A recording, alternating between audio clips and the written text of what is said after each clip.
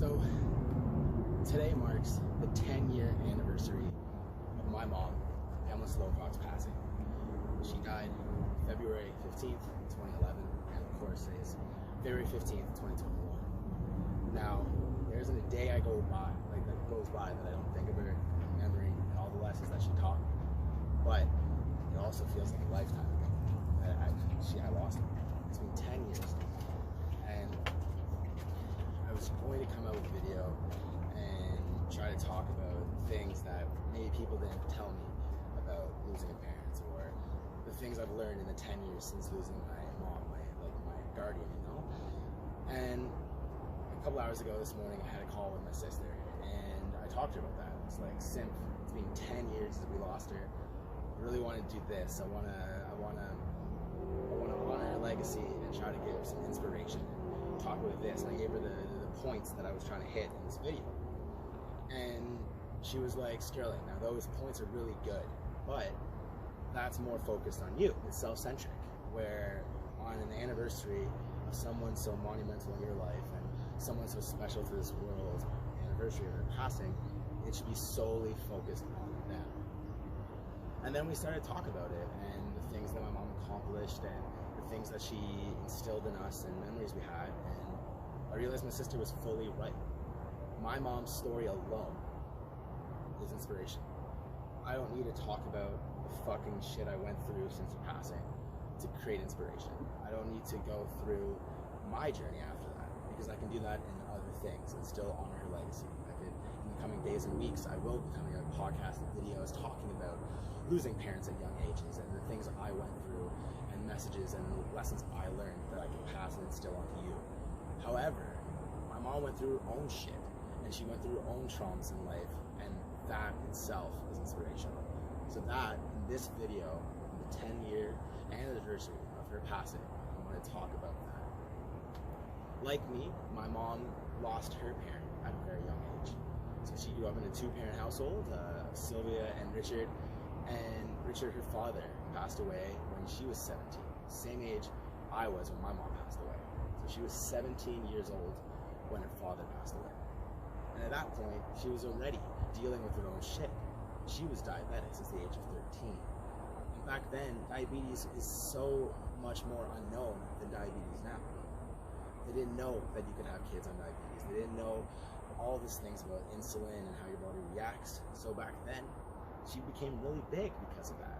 So of course, she was bullied and went through traumas of being a larger girl in a very private school-esque environment over in England.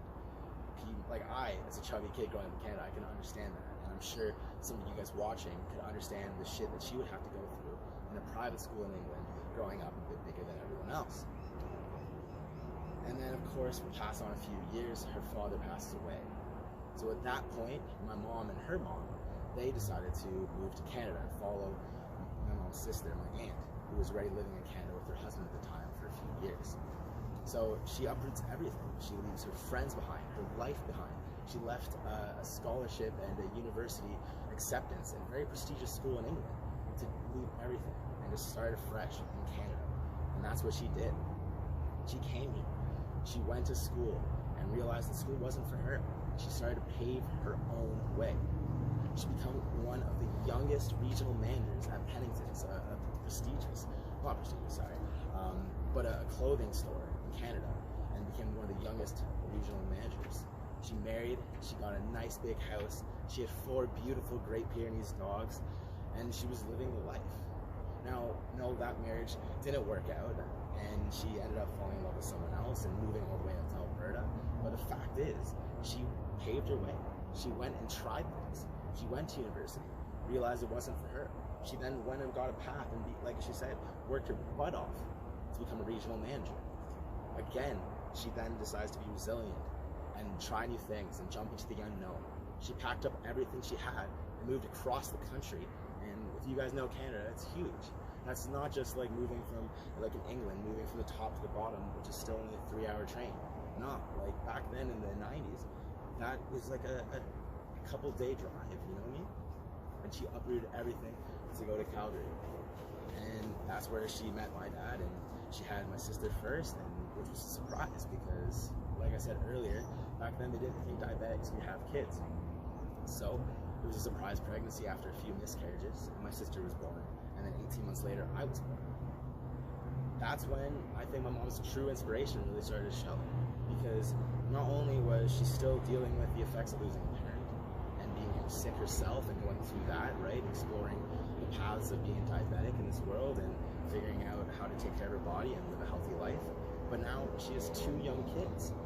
And again, that relationship with my father, it didn't work out, and it was pretty toxic, to be honest, where they definitely didn't get along. They fought verbally and physically, and that took an effect on me and my sister.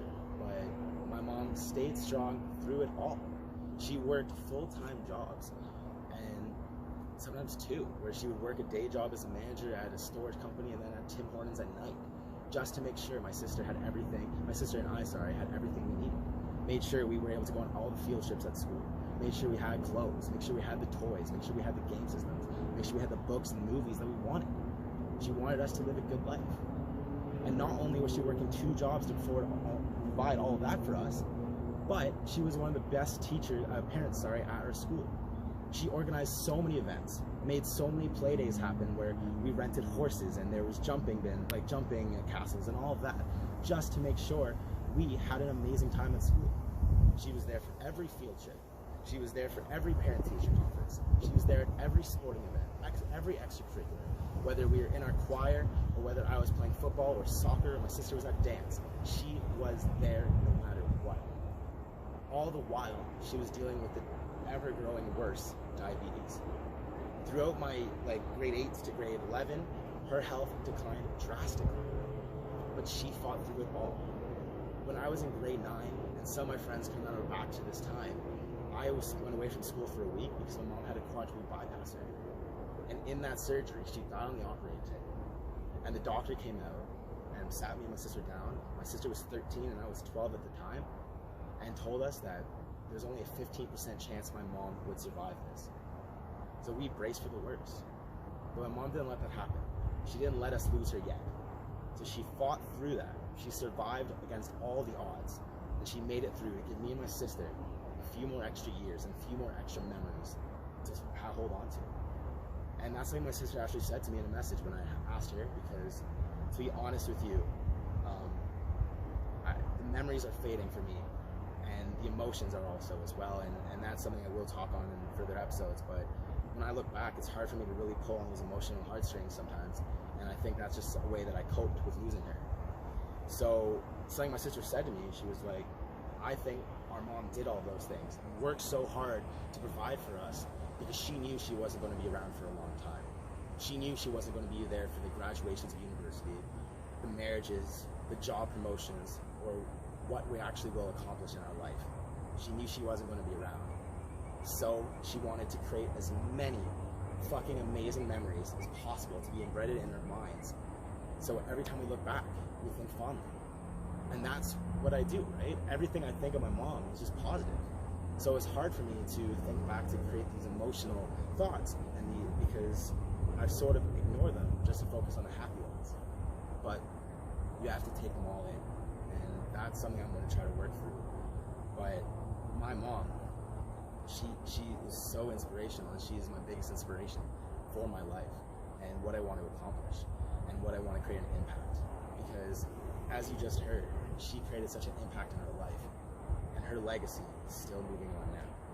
And I hope to carry that forward. And I hope you guys can get some inspiration from my mom's story.